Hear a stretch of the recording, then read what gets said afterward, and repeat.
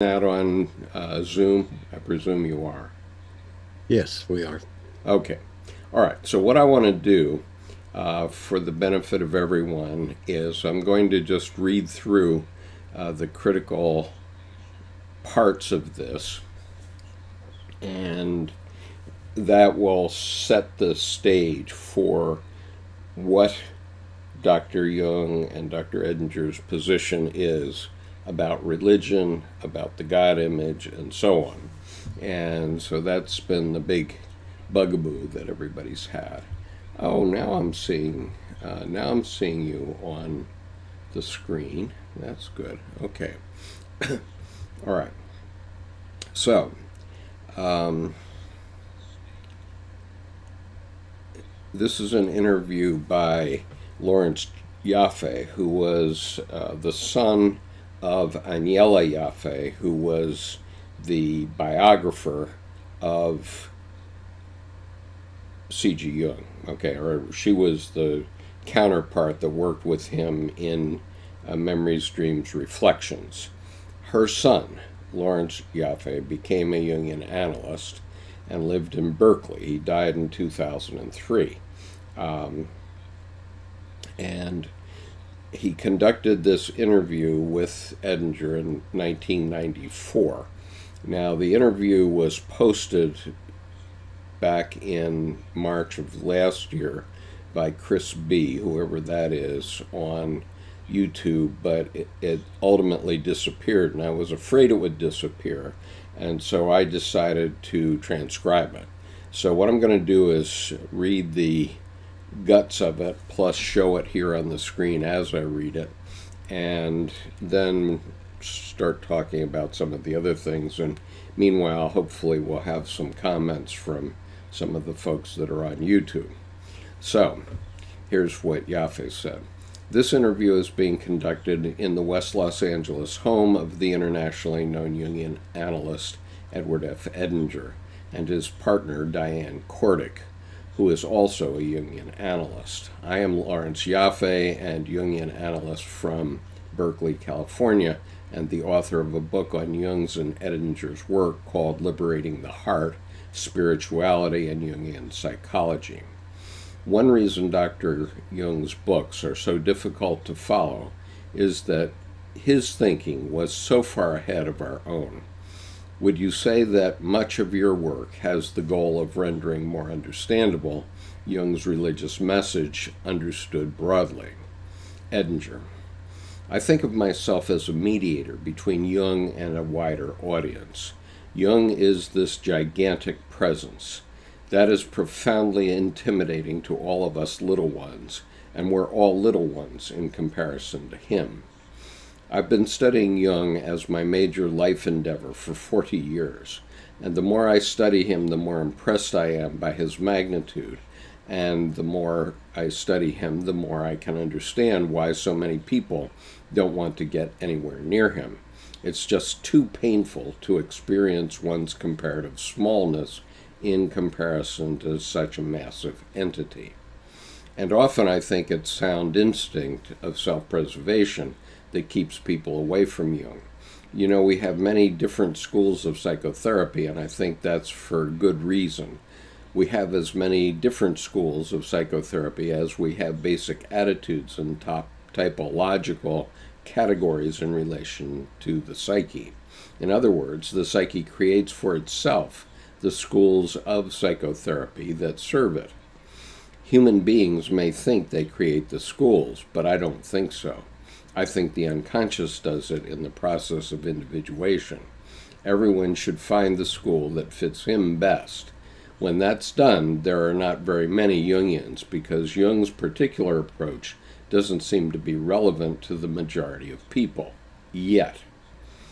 I think that's only a short-term phenomenon.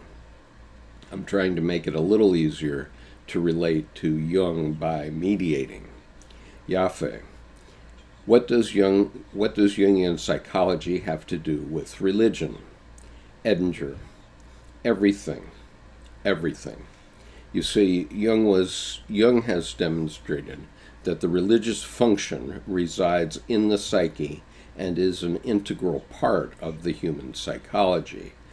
That just means that the ego, in order to be healthy, needs to have a living connection to a transpersonal center. There are two etymologies for the word religion. One etymology emphasizes that it means linking back.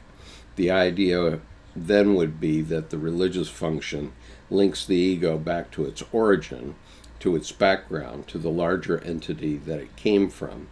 The other etymology of religion, that Jung really preferred actually, was the word religio, means the opposite of the root of the word neglect.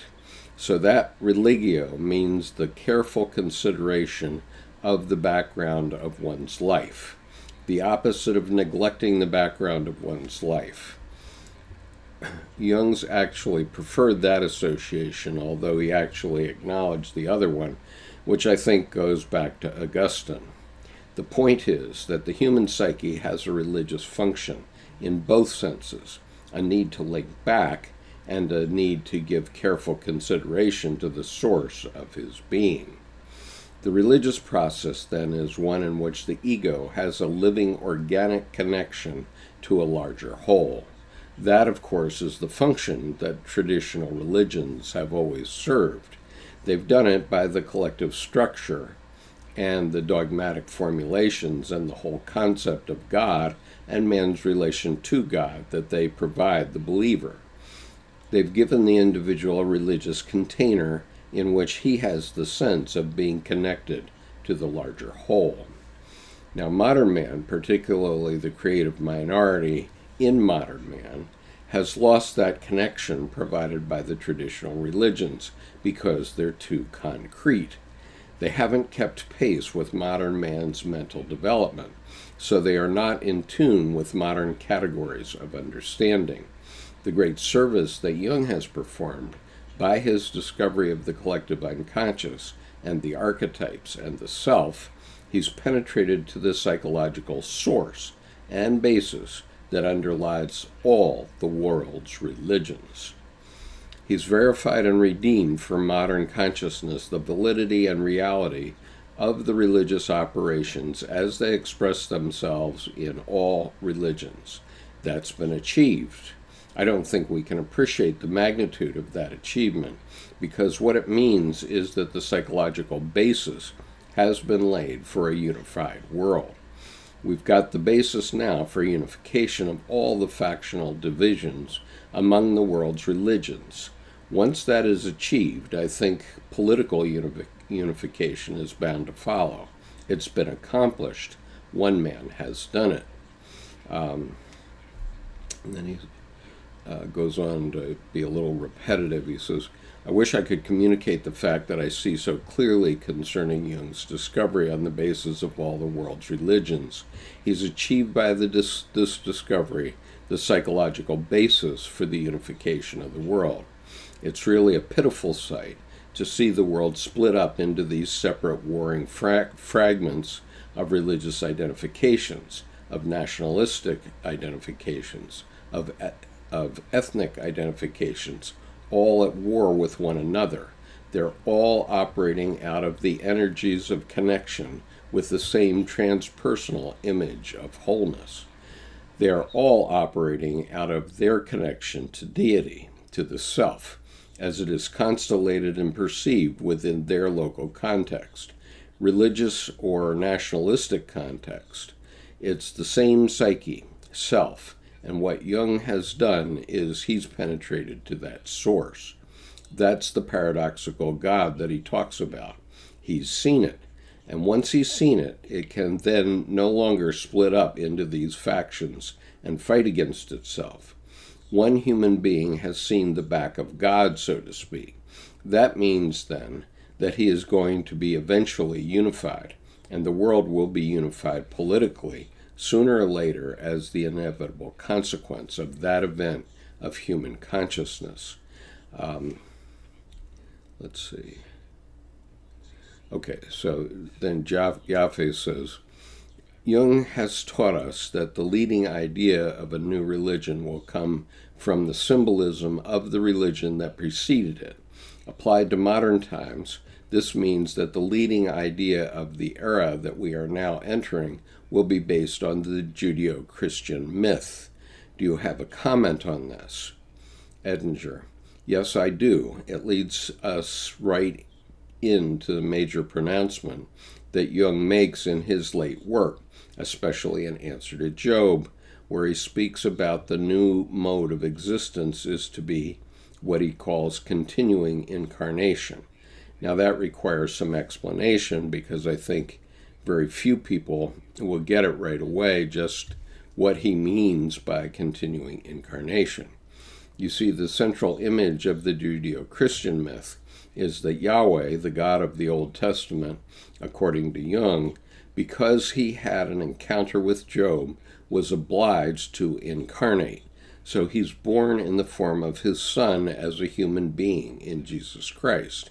That's the basic image of the total Judeo-Christian myth. That's the issue that Christianity has picked up and elaborated, and Judaism has declined to pick up. Christianity is really just a Jewish heresy that has mushroomed so much that it has sort of obscured its mother. But the Jewish scriptures and the Christian scriptures share the same idea of a divine son. The difference between them is that the Jews think his coming is going to be in the future, and the Christians think he has already come. But the basic idea is the same. Jung's point is that that image of the incarnation of deity in a human being, which was symbolically manifested in Christ, is now to be empirically realized in a few individuals who are able to go through the process of individuation. He considers that the individuation process to be equivalent to the symbolic imagery of the incarnation of God in the human being. What that means psychologically is that the ego is in the process of establishing a conscious living relationship with the self, becomes the ground, so to speak, for the incarnation of deity. As Jung puts it, the ego is the stable in which the Christ child is born. So the symbolism has now become available for empirical psychological understanding. It no longer has to be worshipped as a metaphysical hypostasis, which is the way it appears in projection, so to speak. In metaphysical or theological projection, when it's worshipped as a religious image, in such a form it is not yet realized as a psychic reality, as an aspect of the psychological experience. That's what Jung has achieved. He's achieved in his own life the incarnation of deity. The way he modestly puts it, there's now the opportunity for many to do likewise. He describes that in the conclusion of Answer to Job. He puts it so well in the final paragraph of Answer to Job. He's talking about the relation between the ego and the self, paragraph 758. There then arises that reciprocal action between two relatively autonomous factors, ego and self, which compels us, when describing and explaining the processes, to present sometimes the one and sometimes the other factor as the acting subject, even when God becomes man.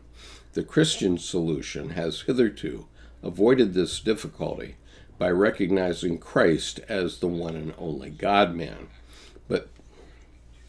But the indwelling of the Holy Ghost, the third divine person in man, brings about the Christification of many.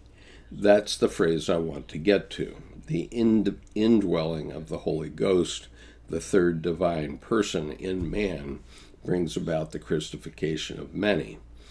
Now, if I translate the symbolic imagery into banal psychological terms, then I would say the achievement of consciousness of the ego-self axis, the connecting factor between the ego and the self, the Holy Ghost, brings about a realization that the ego is manifesting in its life a transpersonal purpose and meaning. that's what's meant by the symbolic imagery of the incarnation of God in man through the agency of the Holy Ghost. That's hard to grasp, but with so much of Jung's writings, I think the way to go at it is to read the relevant passages. That's why I point to the last paragraph of Answer to Job over and over and over again. They really have the quality of Scripture. Okay, so I'm going to stop at that point, but I just wanted to point out here at the top of this, this is a website that I maintain called Archetype in Action, and this image appears in Blake's images for Job, the book of Job, and here you see God showing Job the back of God. In other words, he's showing Job the reality of how long it took basically to evolve human beings. Basically, that's what he's talking about here. And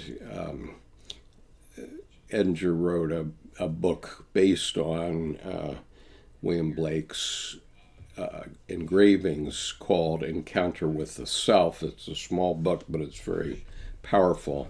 And he calls that his portable his portable analytic hour. And and it's only an hour and 15 minutes worth of videos, and it's on this website, so you're welcome to take a look at it. All right. Jerome and Miles, any comments? You're panelists here, so you want to say anything about this at all?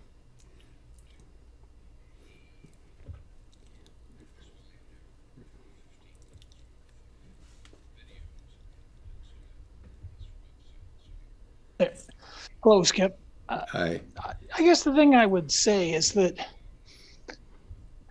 prior to encountering you, I didn't even know that psyche means soul and that psychology is the study of soul. So I say that I mention that because for me, it's the power you've provided me is to be able to articulate what I already know and have experienced. So, right. As soon as you started presenting Jung and his work and all that he's provided us, I'm now equipped to be able to articulate and understand so much of what has transpired over my lifetime.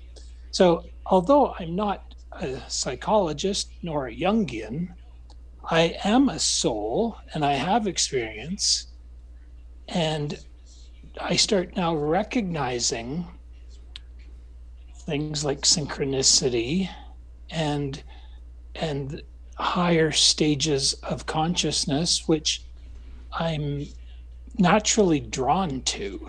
So, Truly. So psyche being soul is one thing you provided me. The other thing was very profound and always sticks with me is the concept of the devil's trick. Because now I'm realizing that even if I disagree with someone like Jordan Peterson, who I do have some disagreements with, or Pastor Paul Vander Clay, by listening to them, and including them as opposed to, saying, oh, I don't think this person or that person has anything to say. They're actually providing me with the validation of my own position. Yeah, every time I listen to them. They're providing you with a forum for action, as Jordan Peterson says. It's a place you can discuss it, right? Yeah, and there's some people who I vehemently disagree with, and I listen to their podcasts or broadcasts or YouTube videos, and it's like, wow, they're just providing me with fortification of my gut instinct and my Right. position and creating my individuation. So anyway, I just wanted to share that. And there's other examples, again, Right. of how you're providing me the method of articulation Right. to understand these things and to see things more clearly. It's sort of like the veil being pulled away. I could see blindly, but now I'm starting to see more clearly. Yeah, and I'm starting to see more clearly all the time. Also, I mean, I don't want to spoof anybody here. I'm learning as much, or if not more, than everybody else by providing this forum over the last 4 years, and I am continuing to learn as I do it. And obviously, I learned a lot when I discovered Edinger's work. But one of the key things I think that's very interesting, it's a fascinating fact about what's been going on, is that people keep asking Jordan Peterson to say he believes in God. And in my view, that question means two things. It number or the question and his answer mean two things. One, when people want to know whether he believes in God, what it means is they have doubts about their own belief, and they're looking for Jordan Peterson to reconfirm their own belief for them, because he's this highly respected psychologist. And so it makes people who have been following Jordan Peterson very uncomfortable that he declines to do it. And on the other side, on Peterson's side, he hasn't quite gotten it. Maybe he has privately, but he hasn't said it yet, that I know of. Including, he has recently published 3 videos on whether he believes in God. One of them is this excruciating hour that he did down in Australia, but he's basically, he's got the problem of all rationalists, which is he can slice and dice this thing down to the nub, okay, and he can describe logically what God is, but in the end, with that kind of slicing and dicing, there's nothing there at the other end, because God isn't on the rational side.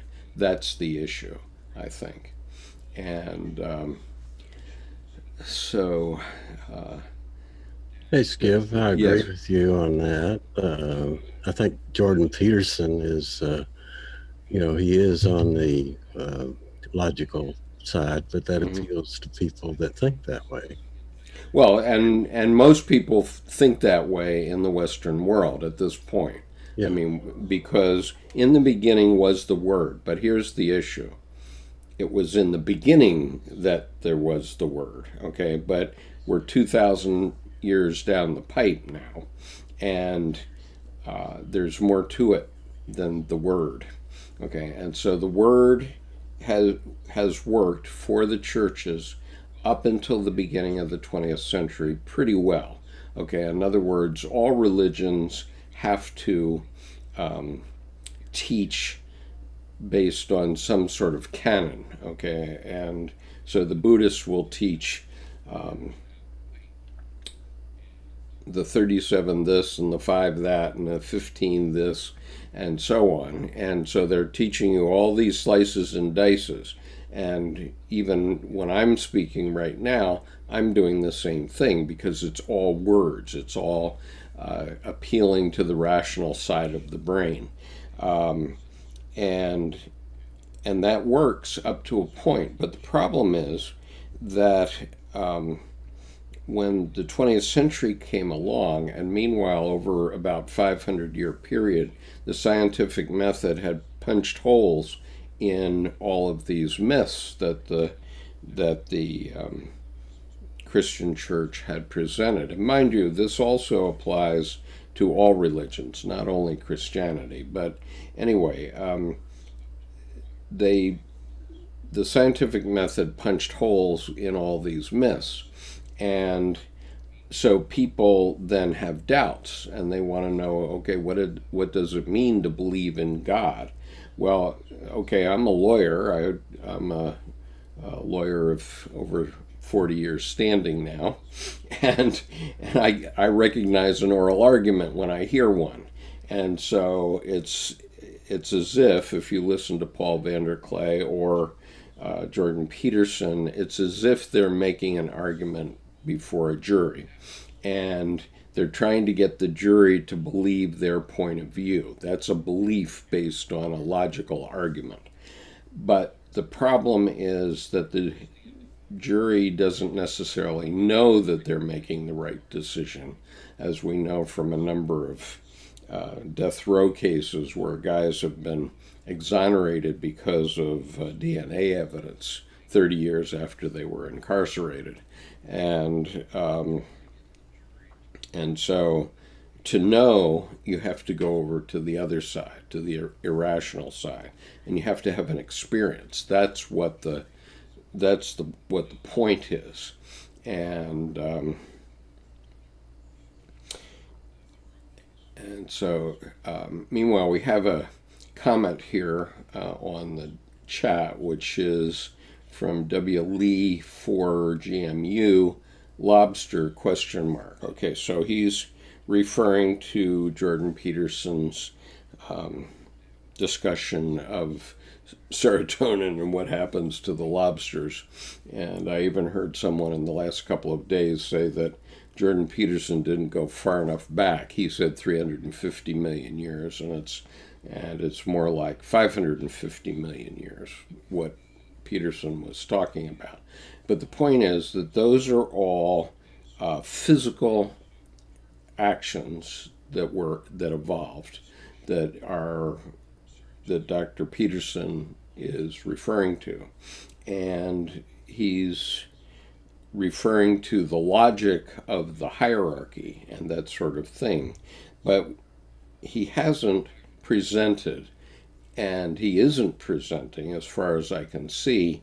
I think he knows about it, because it's not like he doesn't know. He has to know, but he's afraid of it. And in fact, I had a Jungian analyst of 40 years standing say to me that he thought that Dr. Peterson is afraid of the chaos, okay?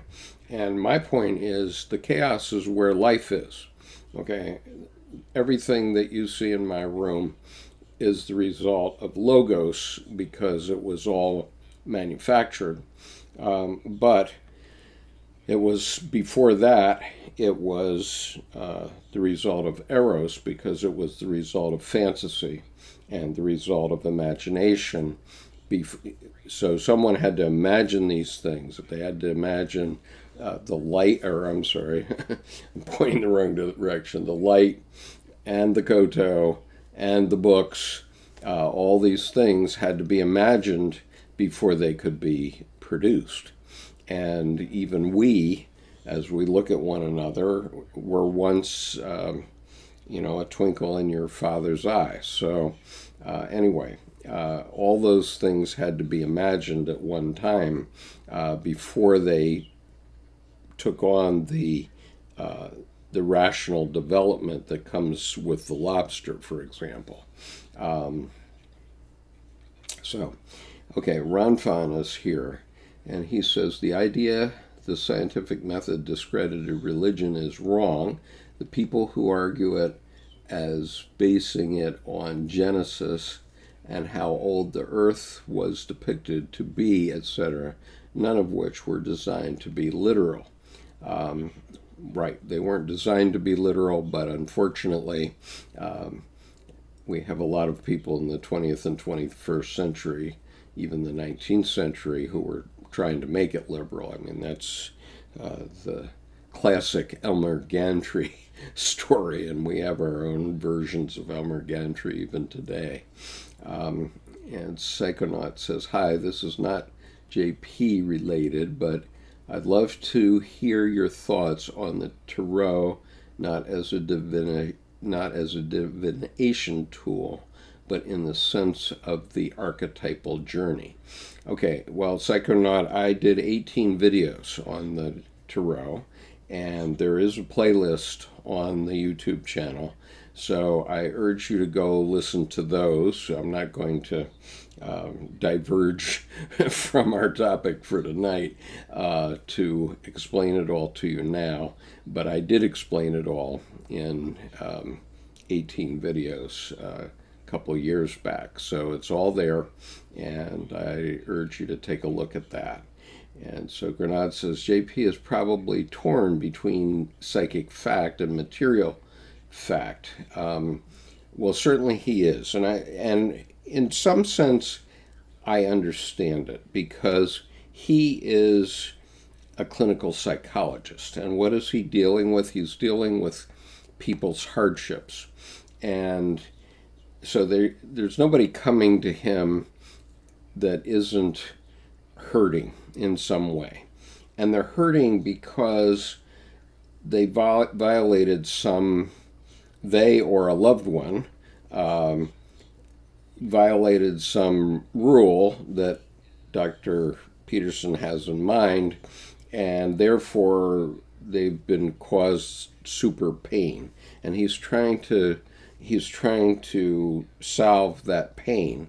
And that's well and good, and I'm not criticizing that, but when we're talking about religion now, he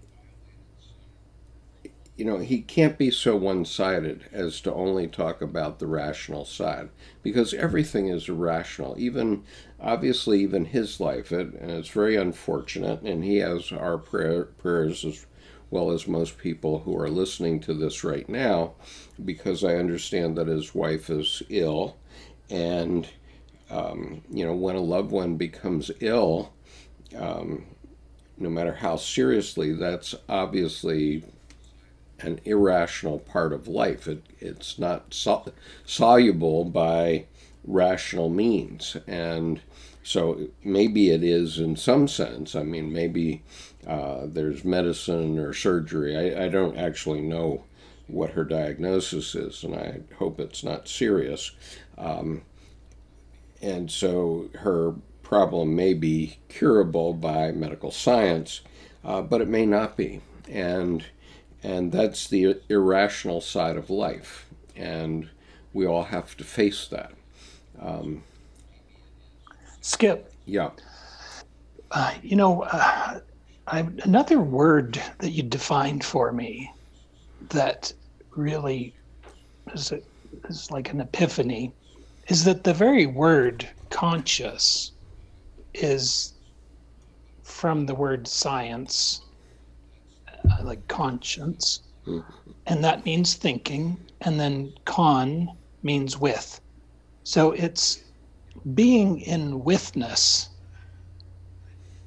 And that really connects with the word synchronicity, doesn't it? It's trying to be in withness with everyone, and that's whereby you don't fall for the devil's trick and cut people out. And so I can't overstate how much I appreciate Jordan Peterson and Paul Vander Clay for what they provide. Absolutely. And being in withness with them. But at the same time, it's all about, okay, thank you. Now let me integrate your teaching with my experience, and let me take it where it may, in my individuation process. Right. So, I totally appreciate Jordan Peterson and Paul Vander Clay as exemplars of both of their fields of study. I'm not a theologian.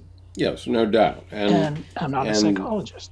Right. And they're actually working in the same business, which is mental health. Okay, because religions were, grand schemes of mental health long before there were psychologists. Let's see if I have the quote up here.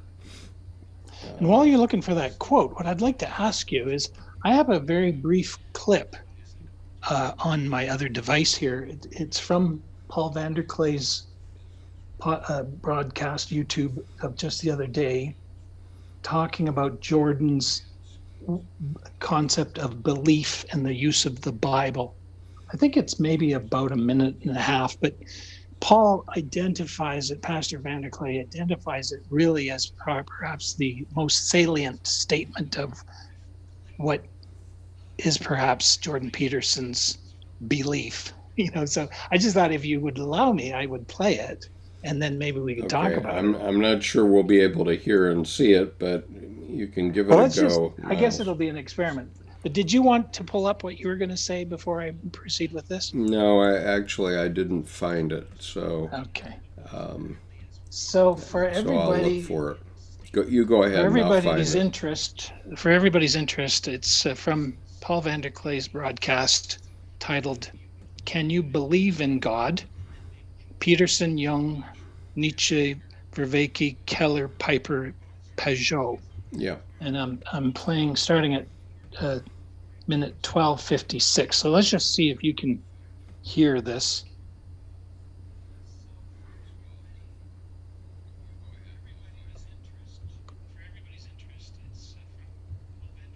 Properties, let's say. He said, as far as he was concerned, there was only one Christian, and he died on the cross. That's Nietzsche. And that's a, perhaps an extreme statement, but one worth giving some consideration. Well, Peterson loves extreme statements. It's like, well, then you look at what are you called upon? Let's say if you're going to proclaim yourself as a believer, And I thought about this a lot as I've gone through the Old Testament. I did a bunch of lectures last year. So what are you called upon? Well, you're called upon initially to act out the spark of divinity that's within you by confronting potential with the logos that's within you, which means to take the opportunities that are in front of you, the potential future, and to transform it into the present in the best possible way, using truth and courage and careful articulation as your guide. That's his gospel. I don't know. Did that come through? Right. Yeah. So then he wants to articulate. Play further. Then what did Vanderklay say about that? Okay. He said that is gospel. That's his gospel. That's his gospel. Right. Which, if I could paraphrase it, it's very much what you're talking about. It's very logos centric. Very much. Well, remember though that in there he said the spark of divinity within you. Okay, and that's exactly what Dr. Jung is talking about at the end of Answer to Job. Okay, is the Holy Ghost, the Christification of many. In other words, Jesus Christ as the Son of God is not the only Son of God. He's only the first. He's actually the second Son of God, because Satan was the first, apparently. And so when he makes that statement, the spark of divinity within you, he hasn't clarified what he means by that. Okay, but obviously that is a statement from the irrational side of the ledger, because you can use any number of words and never touch what it means, right? Yeah. And so something like that, you have to grok it. Okay, you have to live it. You have to understand it. You have to have a religious experience that you know. Okay, in other words, when Dr. Jung says, I have no need to believe, I know, that's what he's talking about. It means he's grokked it. He had at that point gotten it. But I'm not sure that I've ever heard Jordan Peterson present a personal religious experience where he would say, okay, I was like, boom. Like I've had that myself and I've posted it already. Right. And, it's personal. I don't feel I have to justify it to anybody. Like I'm No, never you going to don't be able have to to. prove You it. don't. You I'm never don't going to have be able to. to prove it. No. Right. And it's not a question of proof. Right. That's quite right. Okay. And so this is the point that I've been trying to make with Paul, is that all the religions, including Christianity, but all the others, are at this third stage of psychological development where you learn a lot of books, you learn a lot of dogma, and it takes you down a certain path, and maybe you get it. Maybe what Dr. Jung calls it, maybe you get the charisma of belief, okay, and you believe in your heart from that, and maybe you don't, okay. In other words, my local Tibetan Buddhist Lama says, all these 37 this and 5 that and 23 this, none of those are enlightenment. Okay, those are a path toward enlightenment, and you can spend a whole lifetime studying them. But in the end, you have to grok it, and by Buddhist tradition, you basically only get it on the day you die. And geez, I want to be enlightened before that, personally. but in my case, because I've had so many religious experiences, and I have them every day, all day long almost, I know I don't have to believe, and I don't have to convince you that I believe based on any of the religions that are around on the planet. And I've been living around most of them all of my life, including Shinto and Buddhism and Islam and Hinduism and Jainism and so on. I mean, I spent 10 years outside the country, so. But I wanted to share this one quote here that's useful, and I think it's this one. Okay, so what are religions? Religions are psychotherapeutic systems. What are we doing? We psychotherapists. We're trying to heal the suffering of the human mind, of the human psyche, or the human soul. And religions deal with the same problem. Therefore, our Lord himself is a healer. He is a doctor. He heals the sick, and he deals with the troubles of the soul. And that is exactly what we call psychotherapy. And that's from Collected Works, Volume 18, Paragraph 181.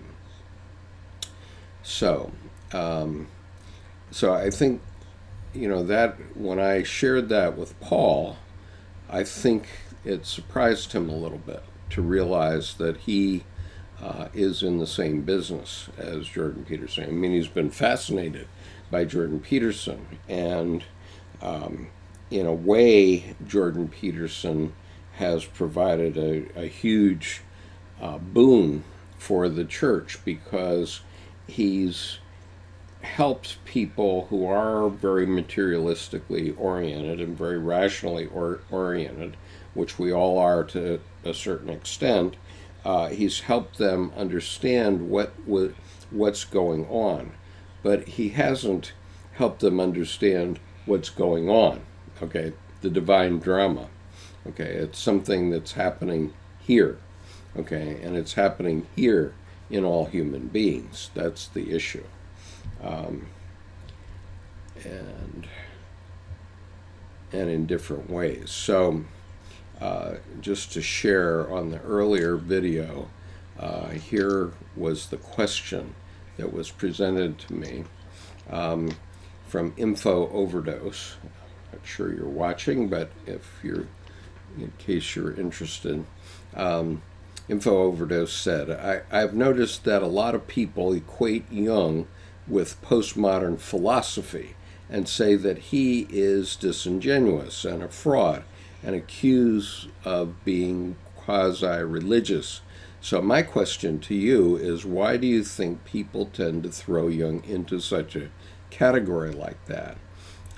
I think it partially has to do with people mistaking his talk about God and synchronicity for elements of the physical world and not elements of the psyche world, as they should be construed. I recently came across this guy on YouTube by the name of God Sod, proclaiming that Jung's work is just nonsense, but I don't understand why so many can't get over the idea that he is not talking about the physical or metaphysical world. And then Morgan Brusolet said, look forward to his reply on this. Great question. I've been pondering this. And then InfoOverdose came back again, and he said, yeah, there's so much value in Jung's work, but the strict scientists seem to be very dismissive. So then I answered, and this is how I answered. To answer the last point first, the strict scientists have not understood that in the psyche there is no such thing as solving for X, which is the only thing they know. They have not grokked the fact. Let's see if I can make this bigger because my vision is really hurting. They have not grokked the fact that they are talking about the rational logos side of the equation, while Dr. Jung was talking about the irrational eros side of the equation, which is the normal purview of religions. Although most Christians who rely on the word also think they are talking about the logos side, which they are not. They are using words, logos, to talk about the omniscient, omnipotent, omnipresent, metaphysical God, which is very definitely on the eros side of the equation. But religious statements, without exception, have to do with the reality of the psyche and not with the reality of the phases. Quoting paragraph 752 of Answer to Job, Dr. Jung's work is entirely about the eros side of the equation, though people like Dr. Peterson try to squeeze him into a logos box where he does not fit at all. I haven't followed God Sod's line of reasoning enough to know where he is coming from, but the Reverend Paul Vanderklay typically tries to use the word logos, rational argument, to talk about Christianity, while that style worked well for Christianity without objection until the 16th century, and therefore thereafter pretty well until Nietzsche. It ultimately resulted in the dictum, God is dead. Dr. Jung came along in the next generation and found the living God, where he lives, and how he goes about doing the business of the Godhead. Jordan Peterson is afraid to acknowledge that aspect of Dr. Jung's work because there are implications. So his view is shallow and one-sided, as a Jungian I respect once said. The truth is, it is possible to know God as Dr. Jung had it, and those who are frantic to get Dr. Peterson to say, I believe in God, are really doubtful about their own faith because they are trying to stay in the rational logos side of the equation. But all religion actually relates to the irrational side of the equation. It is true that the last 30 years of Dr. Jung's writing was essentially about religion, although Jungians have been careful to say that they're talking about the psychology of religion and not about creating a new religion, although it can look like that. We can talk about this tonight, and so if InfoOverdose is here, he's certainly welcome to either come up on the chat. Skip, I will just add something, and then I'll have to bid you adieu.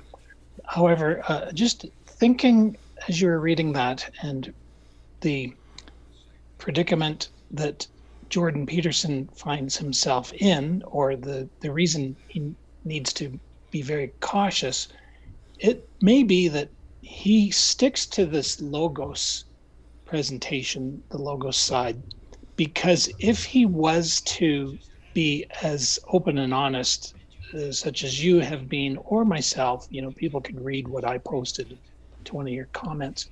Yeah.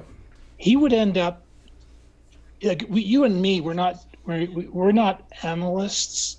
We don't have to be concerned about people projecting our beliefs onto somebody else. Maybe he's just being very cautious. Maybe he's had his personal eros God experiences, but he doesn't dare divulge them because he'll get into an endless loop of trying to explain it or justify it to people, and it may, really torpedo his ability to function as a psychologist. Right, and I he, unlike you and me, he has a career to protect, and he is a professor of psychology, so he has to trot out all these guys that preceded Jung, and as I look back on my own liberal arts education, I really wish that people would have just digested a few things. We don't have to reinvent the wheel all the time, but it's clear that Dr. Peterson, the way he teaches psychology, is he goes back and wants you to reinvent the wheel instead of saying, okay, well, this is where we are now, and one of the places we are now is that there's this huge resurgence of interest in Dr. Jung's work. That's undeniable. I'll just add one more thing for consideration for everybody, and that is the fact that Christianity has, or shall we say, the life of Jesus Christ was turned into a religion, may be at the root of the issue. And when we think about Christianity as a religion, it's one of the furthest things you could use as an example of withness, thinking with withness. And as I pointed out, it's just a synchronicity or whatever you want to call it, that on my birthday, April 12th, 1204, the Roman Catholics sacked the Eastern Orthodox Church in Constantinople. Right. And this has been going on for 1,000 years. Oh yeah. Not to mention all of the other splits and splinters of Christianity, all these denominations, and it's the furthest thing from withness. And I can't help but think that people should keep in mind that initially, for the first couple of 100 years, they weren't called Christians. It was called the way. Mm-hmm. People were walking the way, which is a verb, right. And I'd say peace and friendship, truth and life is what it's all about. But as soon as somebody twisted it to say, well, we're going to make a religion out of Jesus Christ and allow me to be his, since he's not here, let me step into his shoes, or I'll put on the mitre hat or the robe or whatever. And, instead of sticking to the way of consciousness, withness, right. whoosh. Yeah. Thank you, Miles. I appreciate your comments here. So Ron Fun has 69 as JP is at least a monumental improvement from the new atheists who were the only public intellectuals of his current stature a decade ago. And I agree with you entirely on that. And also, I think that Dr. Peterson has provided a very, very important function, which is about half of all the young men in the world have been brought up in single-family homes at least in the West. We've had so many divorces, and so the young men are brought up by their mothers, and I think that Dr. Peterson is offering some guide rails for young men, because young men typically do want rules, okay, and typically, as Dr. Jung explained, men are tend to want perfection and a perfect world, and thank God for that, because we get all these nice products behind us, including the ones we're talking with one another through right now, and those are all produced perfectly, okay, and so we have to have an attitude of perfection, and that's very logical and sensible, and that's how we build products. But what we've thrown the baby out with the bathwater is we've forgotten imagination and the importance of creativity. And so in this country, in the public schools at least, music, art, and non-serious subjects have been thrown out of the curriculum in many places. And when we do that, we cut ourselves off. We're basically shooting ourselves in the foot, because we're not cultivating creativity. And if we don't create creativity, we're going to atrophy soon enough. Things are happening very fast around the world. And so I do think that Peterson is important. I was aware of him before his political issues, because he has been at least recognized in Jungian circles for quite some time. And I think that all of us, including me, and I include myself in this, because I can say that, I never took a course in psychology. All of my Jungian study has been self-taught, and so I never had a professional psychology class other than the local Jung Society, maybe a couple times. And so Dr. Peterson has put out a lot of information about psychology, including his maps of meaning, and that is a very tightly put together book. I've read it once on Audible, and I've read Rules for Life on Audible. I liked Maps of Meaning better, but I think that if I were going to grok his field of study and actually be a psychologist, which I have no interest in being, I would have to listen to it and read the book 10 to 20 more times before I would fully get it. But I think that by giving young men sort of a direction to go to find meaning, he's been very, very powerful and useful in society. And to the extent that people like me are dissing him a little bit, and I say only a little bit, because I agree with him about 95% of the time, or maybe more even, then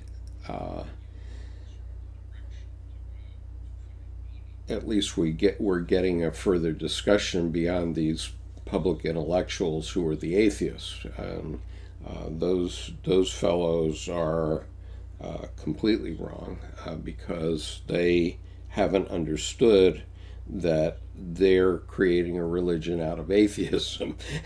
So, and you can never get away from this God image thing. Okay, so now going over to Grenade. And Jerome, pipe up if you have anything to say here. But, Yeah, and he has to present himself in a certain way to remain credible. I'm not so sure that he really believes. He strikes me as a very private person. Yes, I agree with that. And he, in order to keep his tenure at the university, certainly has to mind his P's and Q's. I agree with that.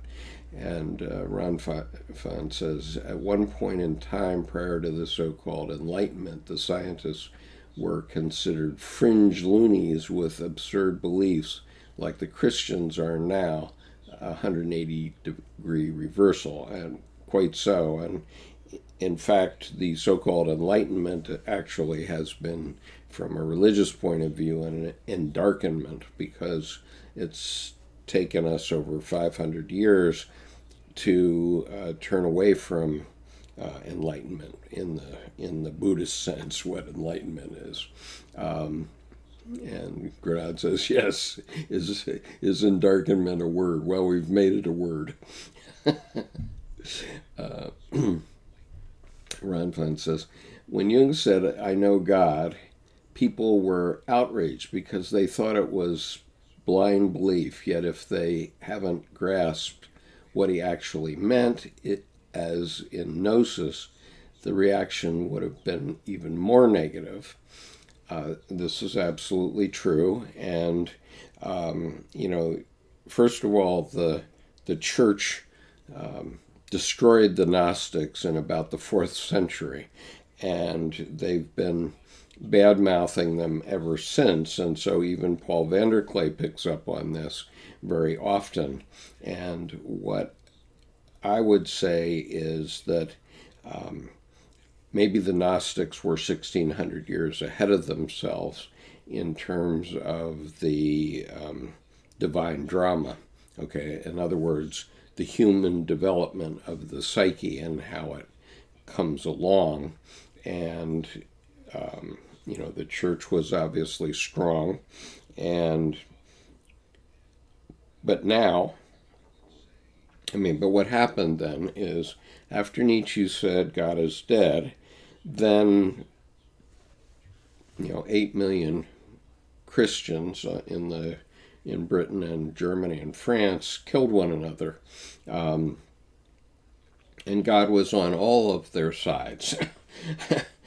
and I can explain that if somebody wants to question me on it. But the point is that the container that Dr. Edinger talked about was damaged at that time.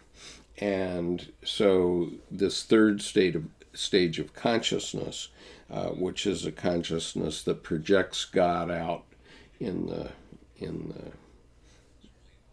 universe and is based on all these stories that have been told for 2,000 years, that God, that stage of consciousness, that third stage of consciousness, is no longer convincing. And so we got into this 4th stage of consciousness in the 20th century, where we have a lot of atheists and agnostics, and as Ron Fun points out, they became the public intellectuals, and so the result is that over the last half of the 20th century, churches were losing membership, and still are, as far as I know. And so then what's the solution? Well, Dr. Vanderklay seems to think that by Jordan Peterson putting a psychological wrapper around it, that people are going to stream back into the churches. And I think to a certain extent, some people have come back to the churches on the strength of that. But in the end, I don't think that that's enough. And so then the 5th stage of consciousness is a stage of consciousness where you grok it, okay, where you know.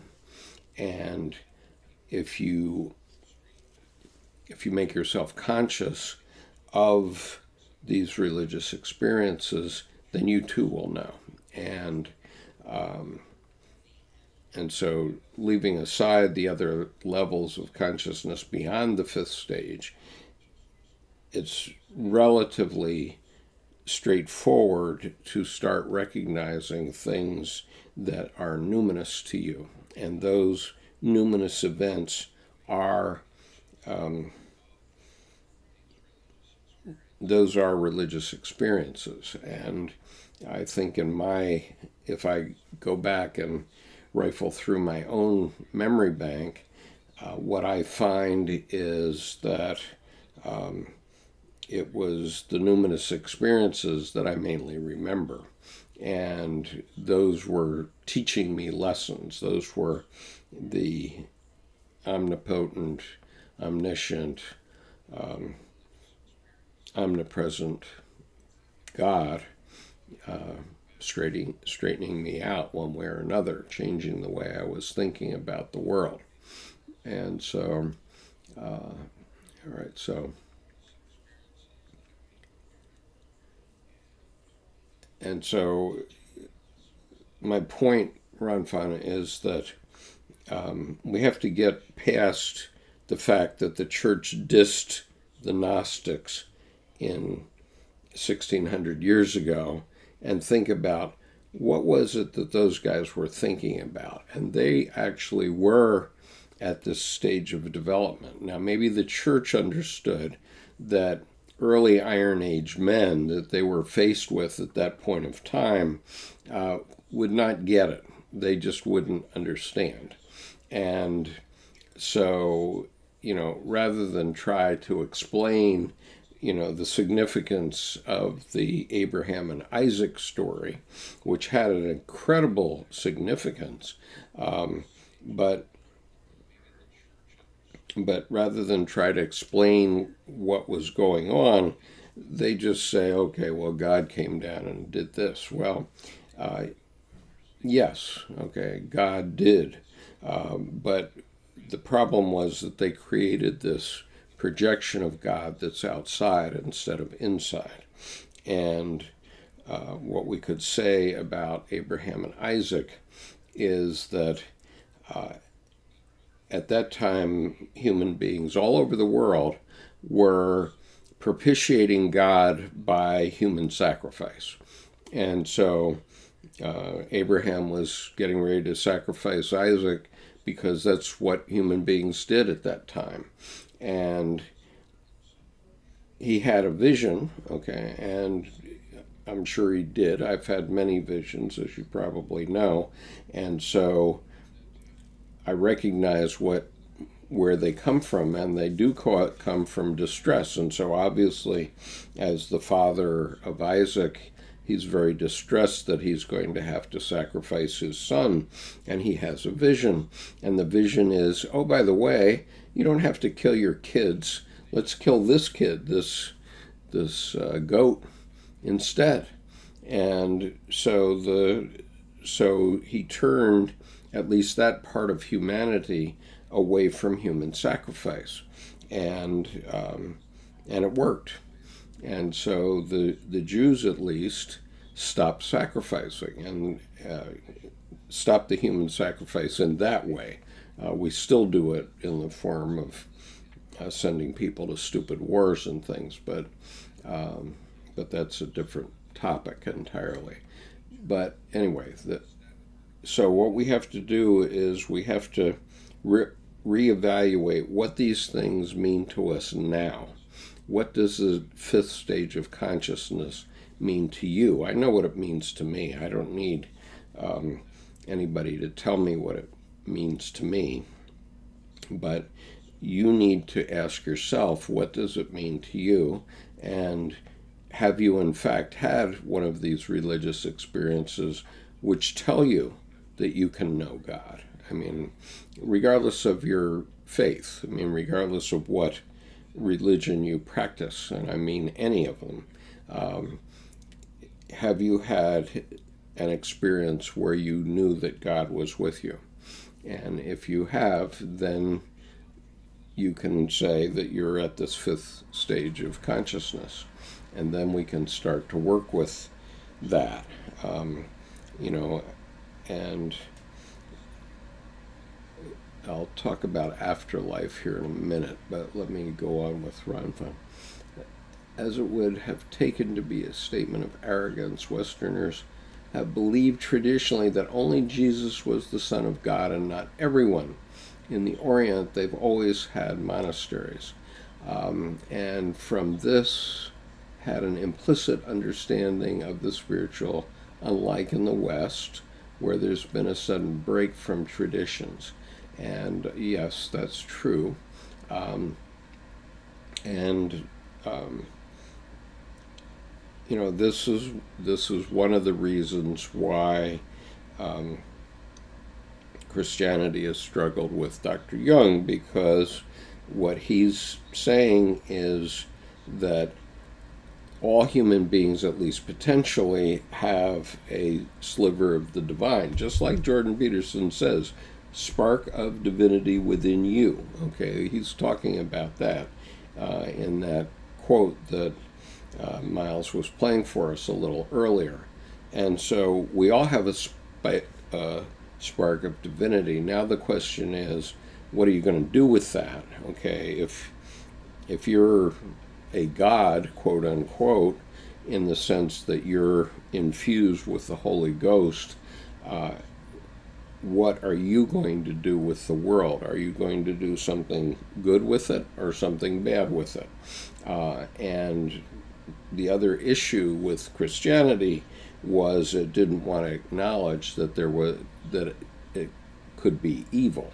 And you know, the problem is we build up civilization or whatever it is based on rules, and then somebody comes along and knocks all the rules down, and then we have to say, okay, what do we have now? I mean, what's the containment?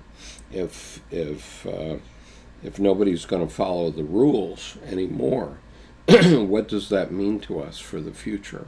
And that's very problematic, and it's a very real issue right before us in our current politics in the U.S.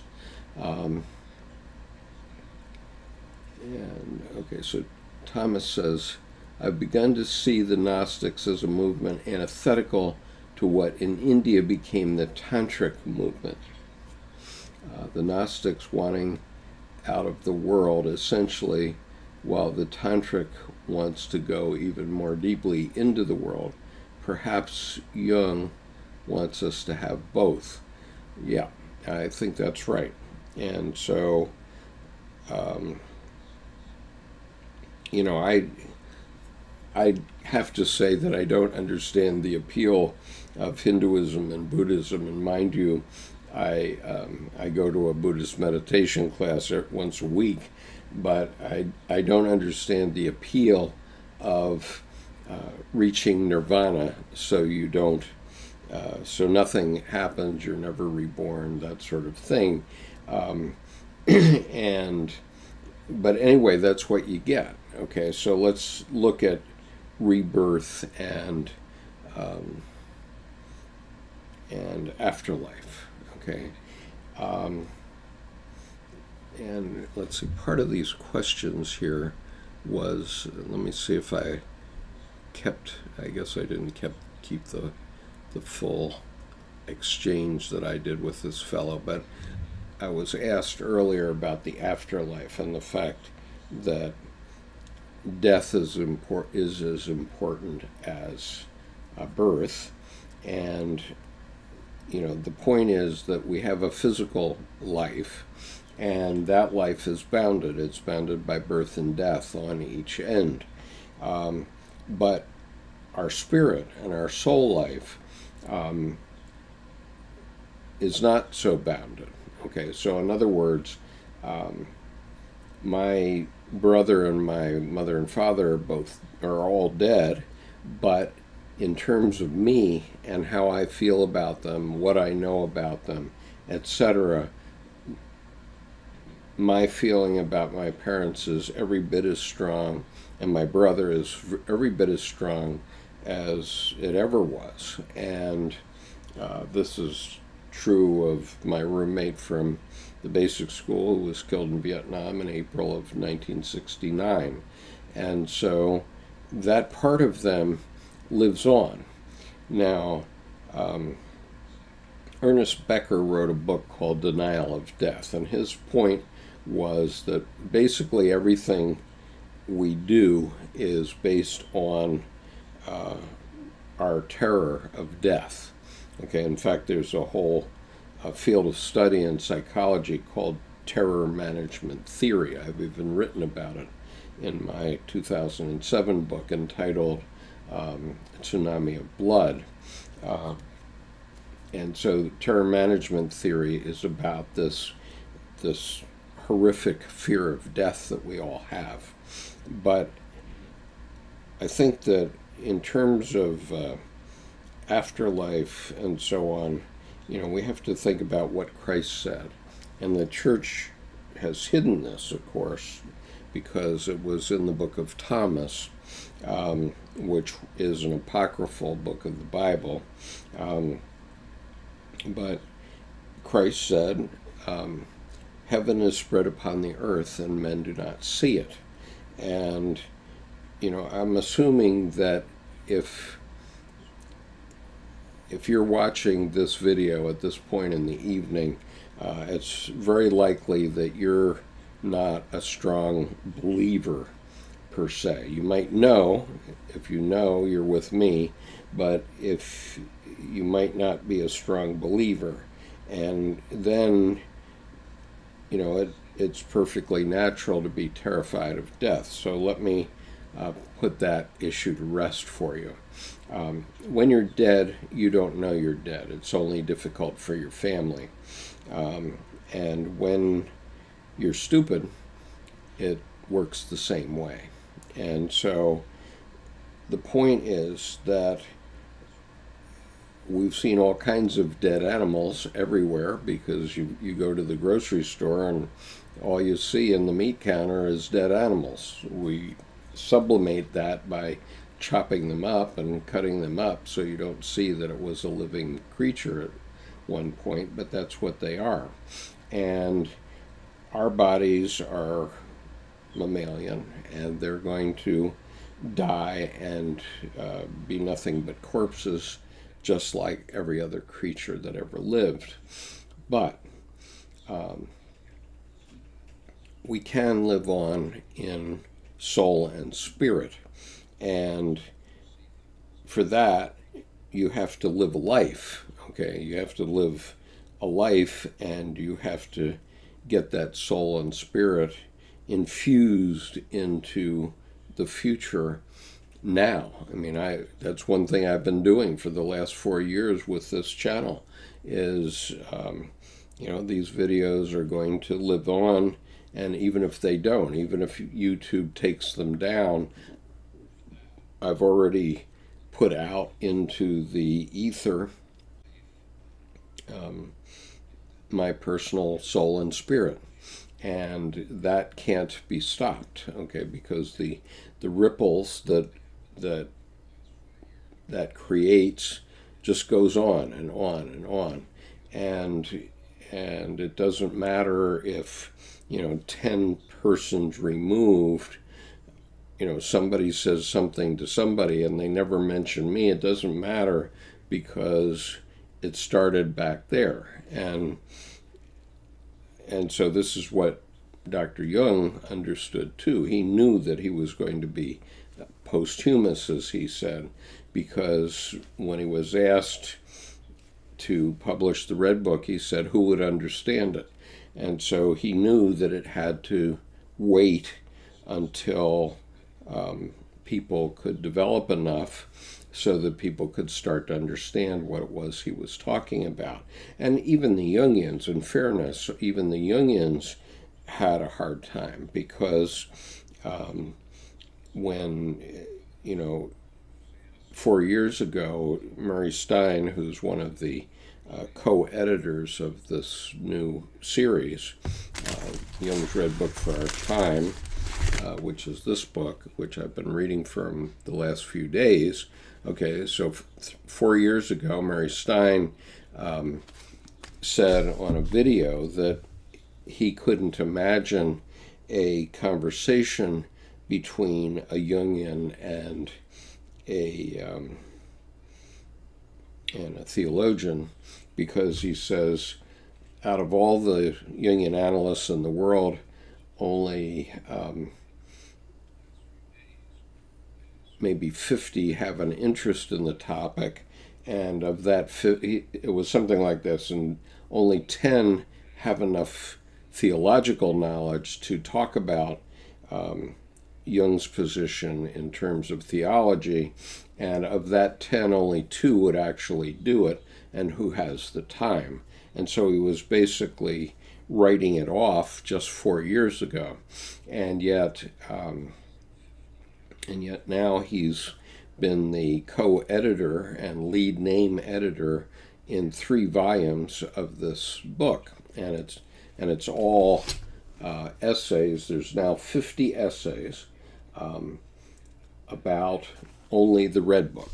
Okay, so this is 50 Jungian analysts who've each looked at the Red Book from a different perspective, and the richness of what they've had to say is just phenomenal. And you hear in Dr. Stein's writing, even he, is definitely, he has to pause and think, because he never imagined the richness of this work. And so,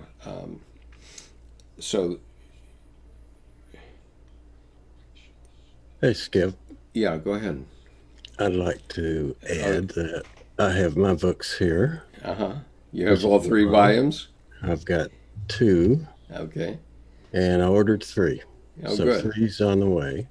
Terrific. But I would recommend these books because each of the Jungian analysts that comment on this have different viewpoints. Very definitely, yep. I mean, it's a whole range from numerology and all sorts of different things that you would never think about.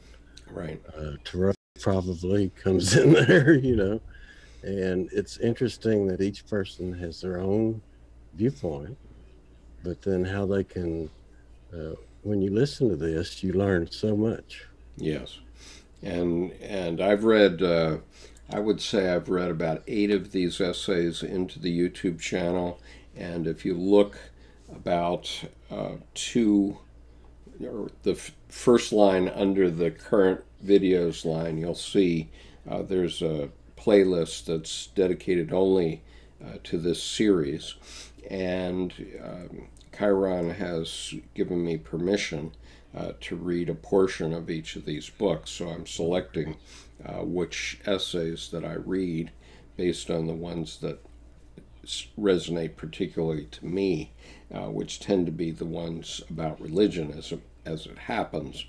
And I can also say that Paul Vanderklay I didn't know anything about religion, so to speak, but just listening to his videos, I've learned more about what that's about. Yeah, he's very erudite, and he's a very smart man. And in fairness, Dr. Peterson said that Ion, the book Ion, which is volume 9-2 of the collected works, terrified him. Okay, that's what he said in his 2016 video about Jung. And Paul Vanderklay said to me that he was having trouble getting his mind around Ion or around Jung at all. And, in fairness, I've probably bounced off some of these books several times. I mean, the first time I read Ion, and I got to chapter 5 of Ion, which is called Jesus Christ as a Symbol of the Self, I said to myself, do you mean the Son of God?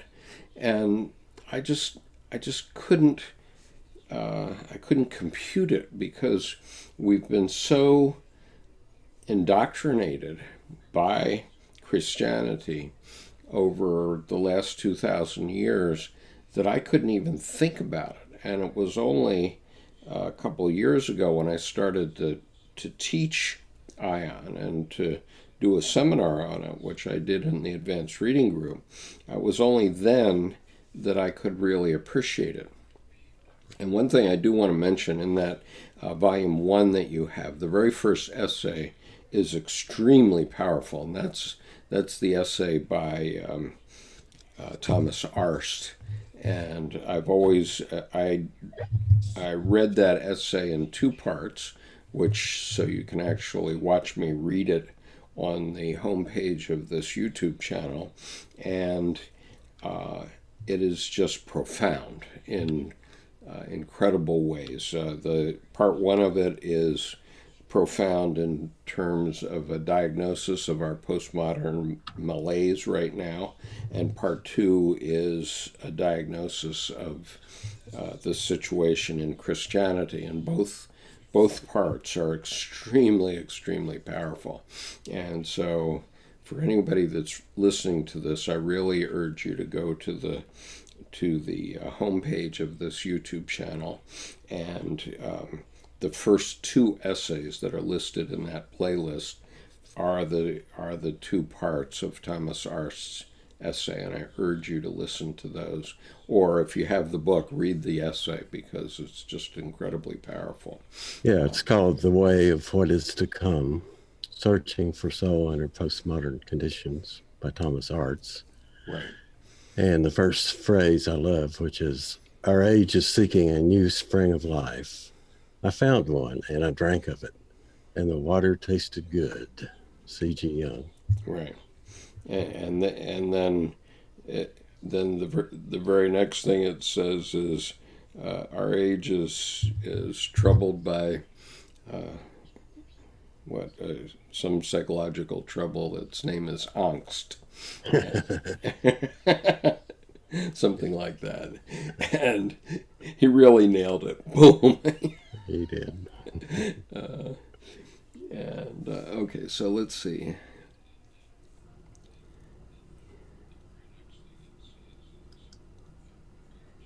So Anthony says, I think JP is kind of like Jung in that if you read the Red Book, it's fairly apparent Jung was writing about religion for all of his career, but afraid to discuss out in the open until near the end. Yes, that's very true. And, I think that, Dr. Jung had lots of mixed emotions. For one thing, he had 7 uncles plus his father had been Reformed ministers, just like Paul Vanderklay. And so he was heavily imbued with the Reformed Church in his family. And he wanted to be very careful about not offending them. Plus, he was writing right in the middle of World War I and World War II, and so he was a doctor. He wasn't going to go fight, and he ended up as the head of a prisoner of war camp, apparently, in World War I. And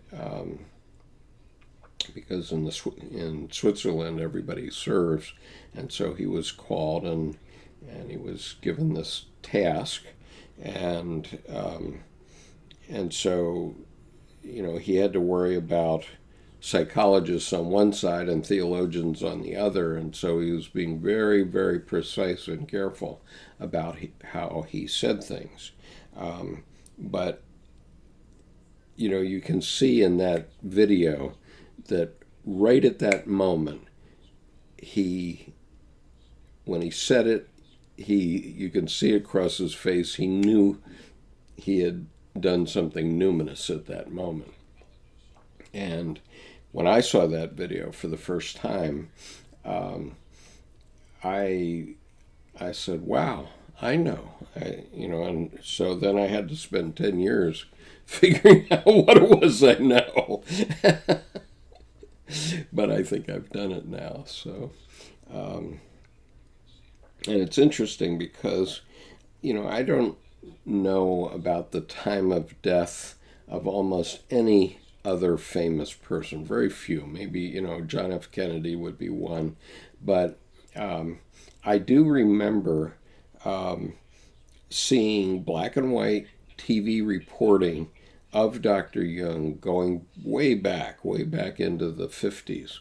So I probably saw a couple of his interviews early on. They weren't live because we were in the U.S. and we weren't doing it that way at that time. So these were videos that the BBC had shared, or they were the Houston films, which was from another interviewer.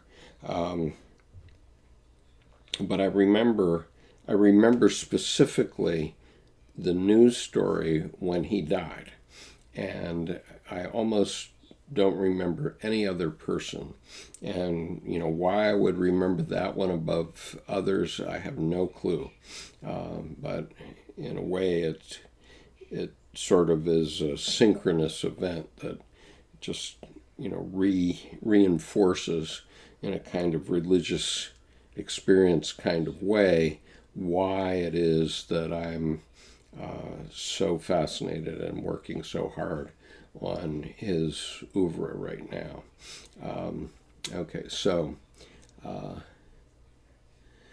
Ramfan says, when you speak of stages, it's reminiscent of Ken Wilber's theory. What is your opinion of his work?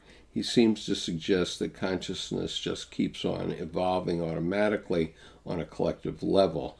And I agree with that. And everything that I know about Ken Wilber's work is positive. He is one of many who has taken Jung's work and made it his own in some way, and taken the work of others and made it his own, and that's that's sort of what I'm doing. So that I can't say that that's a bad thing, other than he did it, he turned it into an industry, and I'm doing it essentially altruistically here. But my wife, who is a sort of the equivalent of a lama in Buddhism, she has read several of his books, and she thinks he's wonderful too. So my wife has done a 3-year retreat in Tibetan Buddhism, which is sort of the equivalent of divinity school for Buddhists, but she isn't ordained, so she's just a lay teacher. But she's quite knowledgeable about Buddhism.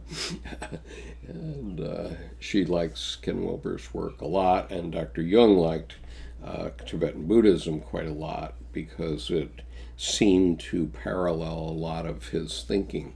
And especially the Tibetans set up in those mountain caves for about 800 years and worked out a technology of the mind that is awe-inspiring in terms of putting it together in a very rational way, what it is they're talking about.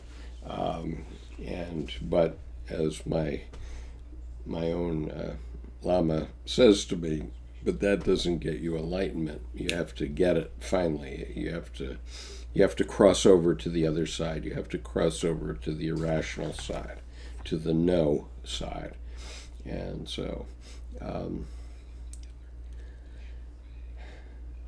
anyway, Ron Fana is talking about Wilber, and he says, he seems to suggest consciousness just keeps on evolving automatically on a collective level and presumes that the Enlightenment didn't signify a decline, even though viewed historically it clearly seems to have been. Fair enough. And what I would say is that God works in mysterious ways. And I probably should share this placard, because this placard is I think it is like a burr under Paul Vanderklay's saddle. But Dr. Jung wrote a letter to the Reverend David Cox, in 1957, on September 25th, 1957, and you can hear me read it on a video called, it's in a playlist called Blunt Psychiatrists versus Theologians. And what he was doing was he was explaining his perspective. And I think that Paul now understands that the terms on the left are theological terms, and the terms on the right are psychological terms. So it's a different way of looking at the same idea. But basically, the important one for what we're talking about now is that God equals the unconscious, to include the collective unconscious.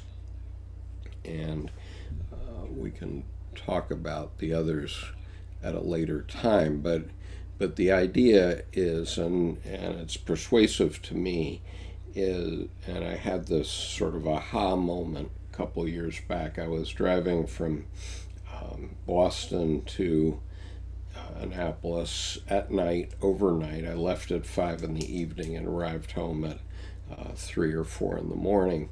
And so through all of that, I'm looking at red taillights in front of me and white headlights coming toward me. And I realized that it's really the hand of God that's making that happen, because I know absolutely nothing about the other people in the cars. I have no idea what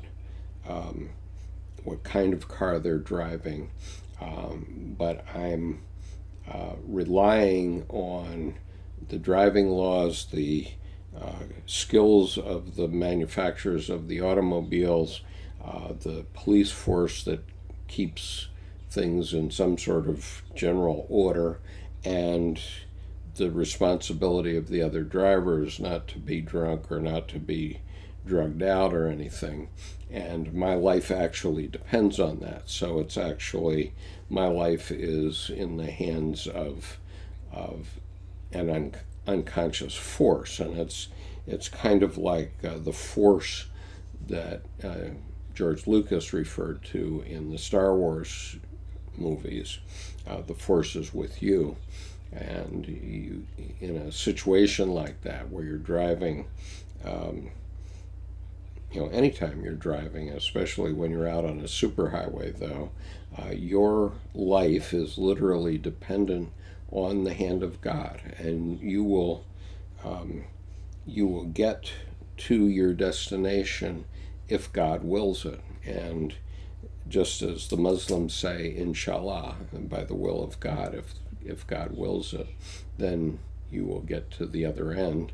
And there's always accidents, things happen, but the reality is that in all of our lives, in everything that we do in our life, we are dependent upon so many things outside us. We're dependent on, in my case, let's just look at this picture before you. I'm dependent on the walls of my building, and I'm dependent on the lights that allow me to talk to you, or the electricity that allows me to talk to you, the lights that allow me to see what I'm looking at on my desk, my wristwatch that tells me what time it is, and we could go on and on. We could name 100 things. We could all name 100 things.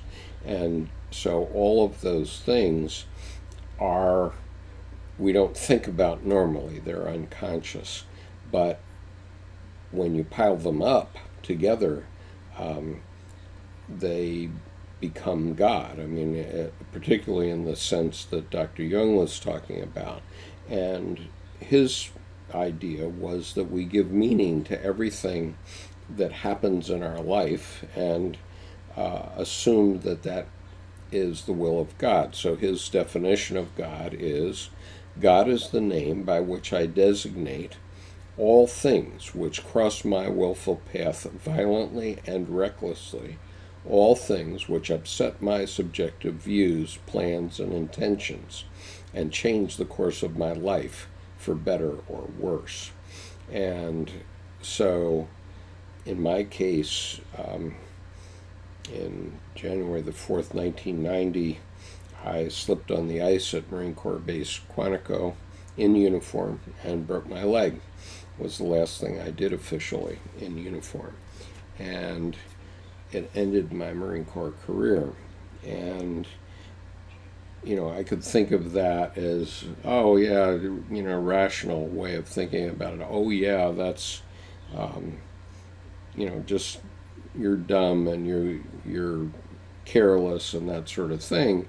Or I can look back at it and I can say, well, that was the hand of God telling me that I shouldn't continue to expend my energy on the Marine Corps and I should be doing something else. And so I thereafter did something else, which was I founded a company that ultimately became a public company.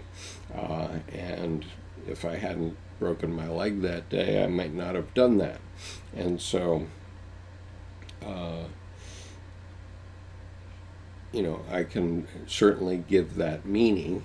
You know, it was quite painful, and when we have these painful incidents occur to us, you know, it's not fun at the time, but on the other hand, they can change your life. And if you give it meaning, if you give it that meaning, then it starts to give your life meaning in very many interesting ways.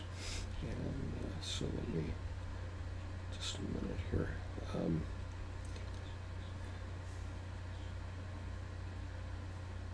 And so anyway, Anthony, I do agree with you that throughout his career, Dr. Jung was writing about religion. And in fact, you know, I said this to Paul Vanderklay and others.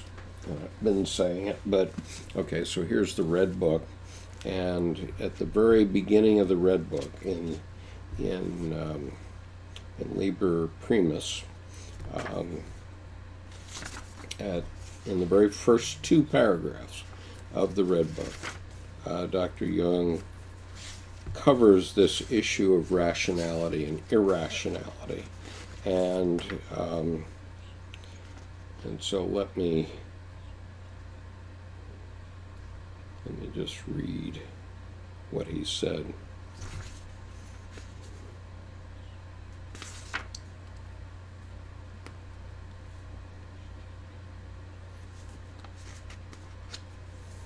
So he said, so this is the first paragraph of the Red Book. If I speak in the spirit of this time, I must say no one and nothing can justify what I must proclaim to you. Justification is superfluous to me. Okay, that's logic, logos, logical arguments are superfluous to me. Since I have no choice, but I must. Okay, so in other words, there's something irrational in his mind that is forcing him to start this book. I've learned that in addition to the spirit of this time, there is still another spirit at work, namely that which rules the depths of everything contemporary.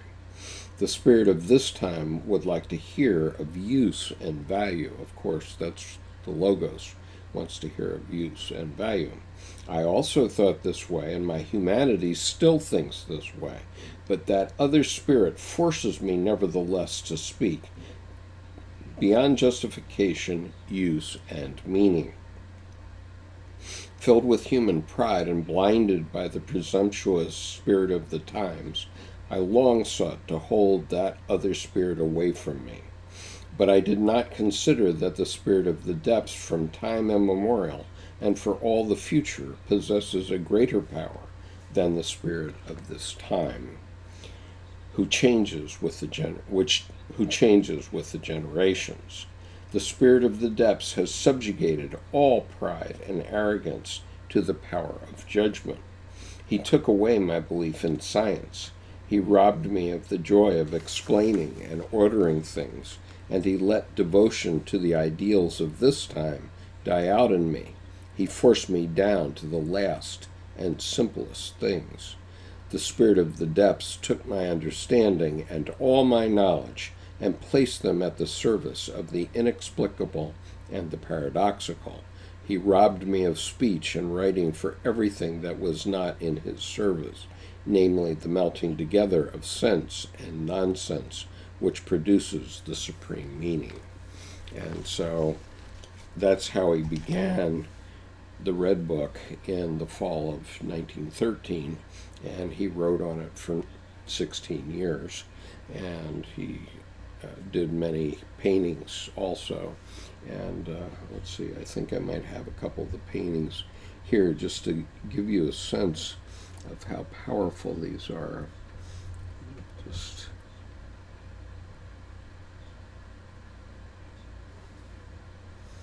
okay, well, first of all, this is the first page of the Red Book as it actually appears, because he was writing in German calligraphy, and everything in this book was done by C.G. Jung. So this painting on the left, which includes the D, and everything, all of the calligraphy and so on, all was done by C.G. Jung. So that's one example. And so it's 191 pages of German calligraphy like this. And so it's so powerful. But I'll give you another example here. Okay,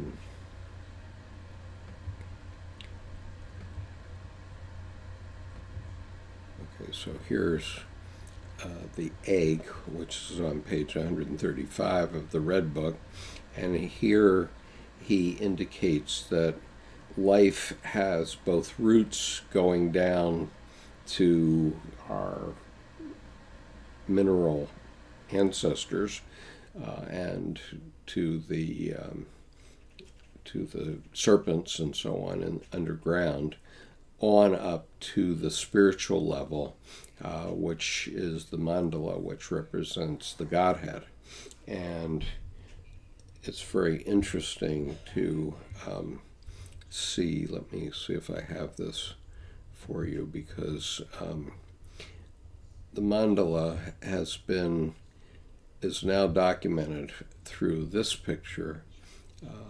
Stop that share. Let me bring this one up.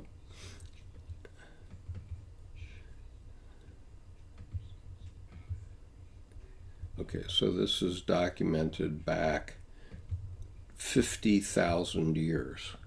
This was in Kimberley, Australia, and this mandala was put on the roof of a cave in Kimberley, Australia. And so even going back 50,000 years, humanity was envisioning the Godhead in mandala. And it even predates that. Okay, I think you probably have seen this before, but speaking of the lobster, in the 1990s, there were divers in the Sea of Japan, and they were finding on the seabed these mandalas, and nobody understood what it was. And they're 7 feet in diameter, and they're perfect mandalas. And here's what does it. Let me get you the picture of what does it. Speaking of lobsters, it's not a lobster, but let's see. Come on. All right, here we go. So this is the puffer fish, called the fugu fish in Japan, and this is the famous fish that is poisonous, and if your chef doesn't know how to take the poison sac out of it before he feeds it to you at the sushi bar, you're going to die right there at your seat. And so anyway, this pufferfish is about 5 inches long, and it spends 5 days creating this mandala. And the purpose of the mandala is to show the female fugu fish that it's prepared a home for her eggs. This is the male who prepares the home for the female's eggs, and she comes and lays her eggs in the middle of this mandala, which for fugu fish, I guess this must represent God in some way. But nonetheless, obviously the DNA that created the mandala vastly precedes the human being, human species. So, I mean, just in terms of fun things to know. And so these are I'm just sharing a couple of these pictures with you just to help you appreciate how amazing the actual Red Book is, which if you get the folio edition, not the reader's edition, but the folio edition, you can, here's another one, you can see exactly what Dr. Jung was doing, and this is why there can be 50 essays about this book, because it's so remarkable. And this is obviously an anima figure, but anyway, just to give you a sense of it and a sense of the artistry and craftsmanship of Dr. Jung. Okay, are there any other thoughts and ideas? Looking at the chat, I don't see anything more. And we have been at it for nearly 2 hours. So, Jerome, do you have any further thoughts? You're part of the panel here tonight, and I'm happy to have you again in the future. This has worked out pretty well, I thought. Yeah, I think for an experiment, I would like to see if I can share something just for fun. Okay, okay, that'd be great. Does that go through? There you, yep. Okay, that's Dr. Jung's house, and he had this Latin phrase, which is basically translate to God is present, called or not called, you know. Yeah. And I think if you understand just this phrase right here, you've really got a key, because called or not called. Yeah, right. Called or not called, God will be present, or God is present. Right, yeah. And I think if you get into a lot of what I would call some of the more esoteric things where you actually experience what's called the presence, you can understand that the presence is always here. It's just we're not aware of it, and we can become aware of it. So, yeah, we certainly can. Okay, let me see if I can get this off. I'm still learning here. Right, that's right. Okay, stop share. Okay, there we go. There you go. Okay.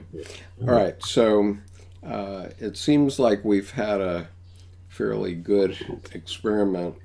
So for everyone else that's listening right now, if you're interested in being part of the panel on our weekly sessions, we won't be having a Zoom panel next week, because next week is my local group, and that will be broadcast off of my iPhone as usual. But if in the future, after starting with July 8th, you would be interested in being a part of the panel on these discussions, whether you're live now or whether you're watching this in replay, please let me know, because I have to add you to the panel on Zoom before the event in order for you to be able to come along. And Jerome was kind enough to recommend this to me this morning, and I'm sorry it took me so long to get to it today, Jerome, but I really appreciate your pushing me along on it, because Yeah, it worked out pretty good, I think. So Yeah, very good. all right. All right, so I'm going to end this meeting now, and thank you for joining us, everyone, and we will see you next week. And thank you very much for joining us today. But next week we'll be broadcasting from Sammy's Italian Pizza Kitchen, as we often do, at least once a month these days. So thank you for joining us. Bye.